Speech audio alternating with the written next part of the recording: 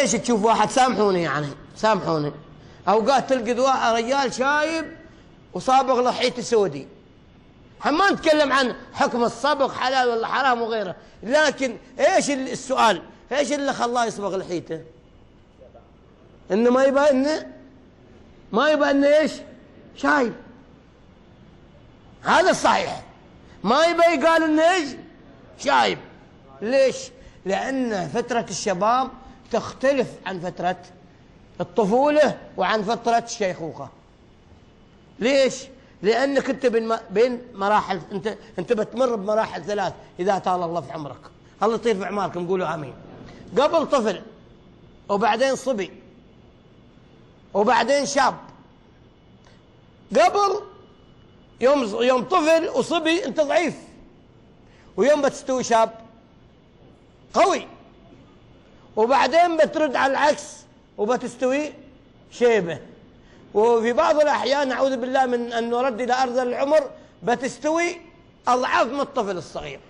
ما لاقين شجاب مثل الأطفال الحين. ومن نعمره ننكسه إيش في الخلق أفلا يعقلون. الله تعالى يقول: الله الذي خلقكم من ضعف ثم جعل من بعد ضعف قوة ثم جعل من بعد قوة ضعفا وشيبة. هين المراحل الثلاث الوسط. أنت إيش سويت في شبابك؟ قال: أول يوم في شبابي الحمد لله رب العالمين، ما شاء الله، ما يفوتني قيام الليل، ما يفوتني صوم التطوع، ما يفوتني مساعدة الناس لأني أحس بقوة، ما يفوتني العمل، أمشي أداوم. صح ولا لا؟ وبعضهم كيف يوم شباب؟ قالوا: أول يوم شباب يوم نسرق. كيف يوم تسرقون؟ نسأل الله العافية. الحين تجد بعض الناس يتفاخرون بأول بمعاصيهم والعياذ بالله. أول يوم شباب كي نسوي هذا ما بيجيب لكم بيني وبينكم بين قوسين مستور أحسن الشغل. إن الله يحب الستارين. ولذلك المفروض الإنسان ما يذكر ذنوبه يوم الأول،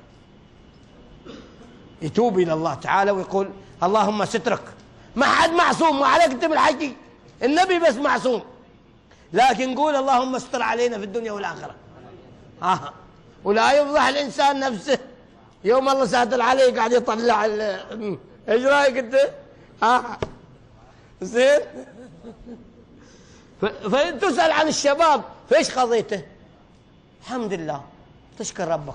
لذلك من السبعة الذين يستظلون بظل عرش الله يوم لا ظل منه شاب نشأ في عبادة الله عز وجل. ما شاء الله بعض الناس سيرتهم كلهم يذكرونهم بخير، ونعم فلان كان كذي وكان كذي وكان كذي. أسأل الله